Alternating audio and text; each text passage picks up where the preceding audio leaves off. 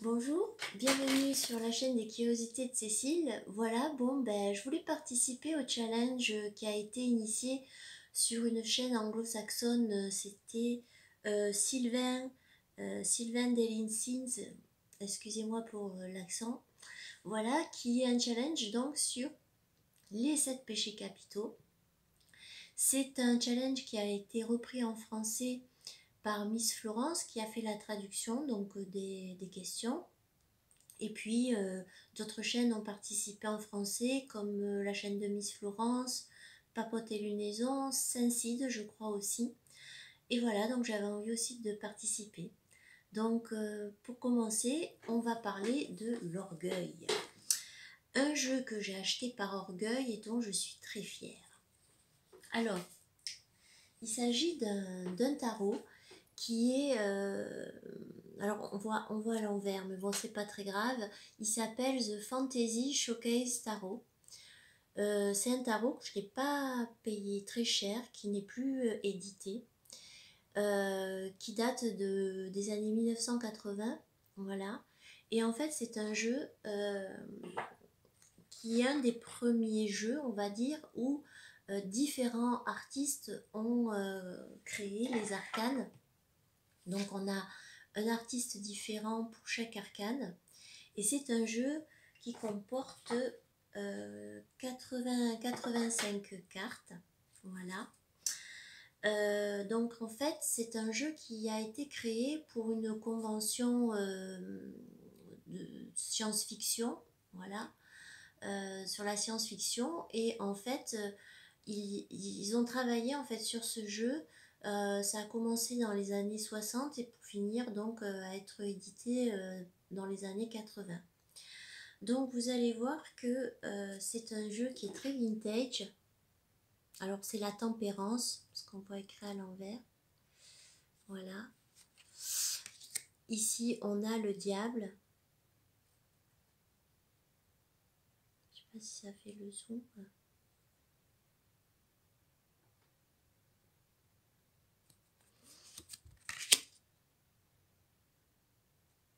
Donc là on a la tour. Peut-être un peu moins, voilà. Donc ici c'est l'étoile et donc à chaque fois on va retrouver un artiste différent. Et voilà, ce que j'aime, c'est que c'est ce fait d'avoir tous ces artistes réunis dans un seul jeu. C'est la tempérance, le monde. Et voilà, de me dire que je possède un jeu avec des artistes, certains sont toujours vivants, d'autres non. Et puis voilà, ce sont des images rares. Et voilà, je suis très contente de l'avoir trouvé par hasard. Et, et voilà, je trouve que... Alors il y a des illustrations qui sont assez... Alors il y en a qui me plaisent, il y en a qui me plaisent moins. Ici c'est le 6 de coupe, on a un dragon qui est tout content. Et puis voilà, on a le 6, le 8 de coupe. Par exemple ici vous avez le 9 de coupe, donc voilà, hein, c'est un peu plus vintage. Celle-là encore plus, voilà, ça me plaît un petit peu moins. Mais en fait, il est, voilà, il est très beau, il est vintage et je l'aime beaucoup. Et voilà, on a la reine ici.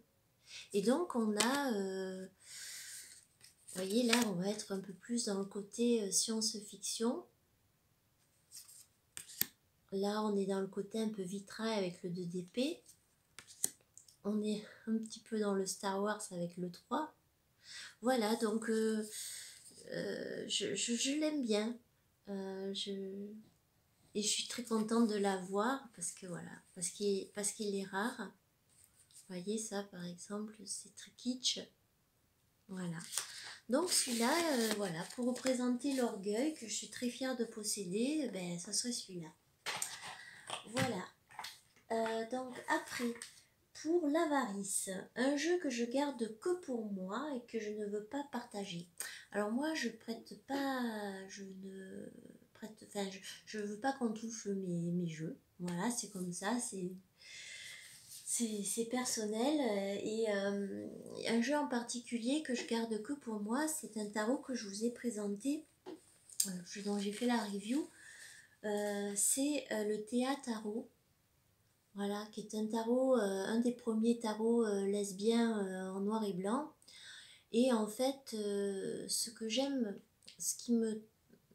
pourquoi je ne le partage pas, parce qu'en fait, quand je l'ai vu, je l'ai découvert sur la chaîne de Katou Tarot.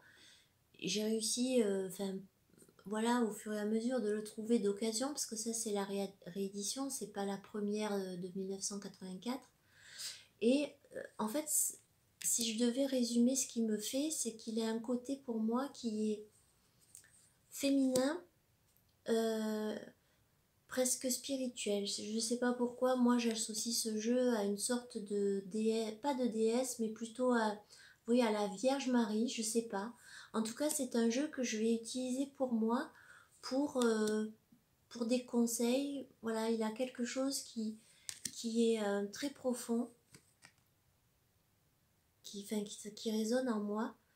Et je le vois comme un conseiller, comme un jeu qui peut me faire évoluer. Donc on a des cartes aussi en format paysage. Et voilà, c'est un jeu que je trouve intime en fait, que j'ai envie de garder que pour moi. Voilà. Donc ça c'était le jeu. D'ailleurs je lui ai même mis un petit pochon avec écrit Marie dessus. Donc voilà, il a un truc, voilà, un truc un peu particulier pour moi. Alors la colère, un jeu qui m'a mis en colère. Alors j'ai pas vraiment de jeu qui m'a mis en colère. Après j'ai été un peu déçue quand j'avais reçu l'impressionniste tarot, parce que je savais que ça allait être pour moi vraiment un jeu que j'allais toujours garder dans ma collection. Et ça n'a rien à voir avec le travail, etc.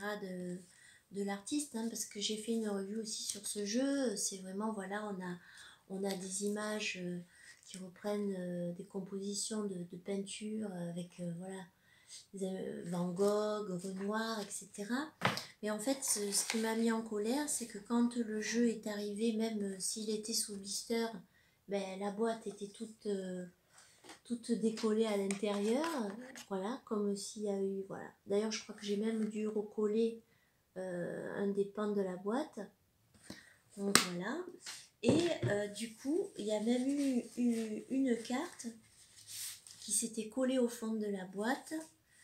Et du coup, voilà, j'ai dû essayer d'arranger ça avec un, comment dire, ah ben elle est là, avec une espèce de marqueur, mais vous voyez, ça se voit quand on, voilà. Et bon ben voilà, donc c'est vrai que c'est un peu, voilà, quand un jeu que vous payez même 10, même 20, même 30, 9 sous emballage, et qu'il arrive à abîmer, ben voilà, ça m'avait mis un peu en colère.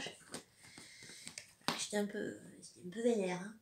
Et voilà, donc ça c'était pour la colère. L'envie, un jeu que j'ai acheté par jalousie de ceux qui l'ont eu avant moi.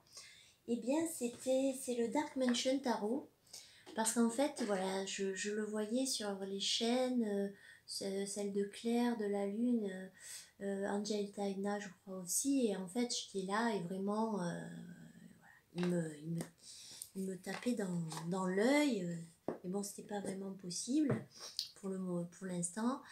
Et donc en fait je l'ai trouvé d'occasion pour 40 €. Et c'est l'édition de 2018. Alors je sais pas s'il y a des différences avec l'édition de maintenant, mais celle-là en fait elle est mate, elle a les tranches noires, et voilà le dos comme ceci. Et donc voilà, le Dark Mansion Tarot, c'est un jeu qui me plaisait énormément, parce qu'aussi J'aime ce côté un peu à la Tim Burton. Et du coup, il me faisait énormément envie. Voilà. Parce que c'est un univers un petit peu goth que j'aime bien, quoi. Oui, j'aime beaucoup. Voilà, il est très connu, tout le monde l'a présenté des millions de fois. Donc ça, c'était pour l'envie.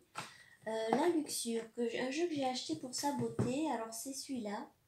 C'est le Majestic Earth Tarot de Hildegard Inkel. Alors en fait, j'avais raté la campagne Kickstarter et en plus de ça, il n'était plus trouvable nulle part sur son site, etc. Et j'étais désespérée de le trouver. Chaque fois que je le voyais passer sur eBay, bon, bah, c'est toujours des prix exorbitants, donc moi ça m'intéresse pas. Et un jour, la créatrice dit voilà, j'en ai plusieurs exemplaires, mais ils ont des défauts.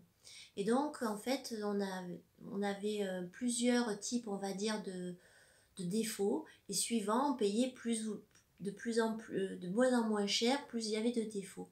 Donc moi, j'ai pris la version où il y avait le moins de défauts. Et en fait, bon, à part un petit coup sur la boîte, voilà, j'ai pas trouvé de défaut particulier. Et c'est vrai que j'avais quand même l'appréhension. Je me disais, j'espère que quand même, voilà, ça va arriver, ça va pas être non plus catastrophique. Mais j'avais tellement envie, parce que ces illustrations m'avaient tellement plu. Je trouvais ça tellement beau d'avoir toutes ces peintures d'artistes romantiques anglais. Voilà, cette période-là, avec que ces paysages, celle-là, elle me plaît énormément, par exemple. Pourtant, c'est le 10 d'épée, celle de nuages ici. Et voilà, c'était vraiment un jeu que je trouvais d'une beauté. D'ailleurs, c'est un jeu que j'utilise plus quand j'ai besoin de méditer, où je crée des histoires. Oui, je crée des histoires avec plusieurs cartes les unes à côté des autres. J'essaye de voir s'il y a un fil conducteur qui peut, voilà, d'interpréter comme fil conducteur. Et voilà, c'est un jeu qui est magnifique en fait. Hein. Et puis voilà, il a tout, il a ce côté mat, il a ses tranches dorées, il a quand même un super joli dos. Et donc celui-là, oui, quand je l'ai vu, je l'ai trouvé tellement beau. La gourmandise, un jeu que j'ai acheté alors que j'avais ce que j'avais déjà. Bon, ben en fait, c'est un peu la majorité de mes jeux, puisque finalement, il faut pas grand-chose pour faire les cartes. Mais un jeu que j'ai acheté en me disant que je savais très bien, en fait, au fond de moi, que j'allais pas l'utiliser. Voilà. Moi, j'aime bien quand même avoir des jeux en me disant, bon, ça va me permettre de travailler ce côté-là. Plus le truc intérieur, plus le côté vie quotidienne, enfin j'aime bien ça. Là je savais que ça allait être un jeu plus fun, que j'allais pas utiliser trop. Et en fait c'est The Nightmare Before Christmas, donc l'étrange Noël de Monsieur Jack, parce que pour moi c'est ce film en fait a une valeur très forte, hein. Je collectionne un petit peu tout sur... Enfin, là j'ai arrêté, hein, mais voilà, je suis quand même très fan de ce film d'animation. Et donc quand j'ai vu qu'il allait sortir un tarot, ben, j'ai sauté sur l'occasion, quoi. Et donc là, la version française est sortie, je crois. Et donc, bon, j'ai fait les tranches en noir, et du coup je trouve ça plus classe. Et donc voilà, hein, on retrouve l'univers du film. Alors les mineurs, ça fait un peu plus pipe deck, comme on dit. Et voilà, c'est un tarot pour moi, qui est synonyme de ma jeunesse, voilà, ce côté enfant que j'ai en moi. Ben j'aime bien ces univers-là, ces univers un peu dark. Donc voilà, c'est le Nightmare Before Christmas que j'ai acheté en sachant que voilà, ça allait pas être un jeu que j'allais beaucoup utiliser. Mais par le thème, ben, j'étais obligée en fait. Après, ben, pour terminer d'ailleurs, hein, c'est ça, la paresse. Un jeu que j'utilise quand j'ai la flemme. Ben, en fait, j'utilise plutôt quand j'ai la flemme des tarots très simples, c'est-à-dire avec une représentation Rider-Waite très copier-coller, quoi, hein, sans... Donc j'ai choisi de vous montrer le tarot qui est très beau d'ailleurs, le Golden Art Nouveau Tarot. Voilà. Donc en fait, pour moi, les tarots comme ça me permet de pas réfléchir vraiment, on va dire, à l'intérieur. Voilà, je suis vraiment dans le côté Rider-Waite classique, même si là, il a une inspiration Art Nouveau, avec ce doré, avec ces formes, voilà, la végétation autour. C'est un tarot que je trouve très beau et qui peut être utilisé pour plein de façons différentes. Et, et voilà, donc quand j'ai pas envie de me prendre la tête, je prends un jeu très simple, en fait, très rider. Voilà. J'ai fait une vidéo aussi pour ce jeu. Et bien voilà, c'est terminé. Ben écoutez, j'espère que cette petite vidéo, ça vous a plu. Et puis écoutez, je vous dis à bientôt. Puis je remercie toutes les personnes qui ont participé à ce challenge. Et Miss Florence pour la traduction. Voilà, ben écoutez, je vous souhaite un bon week-end et je vous dis à bientôt. Au revoir.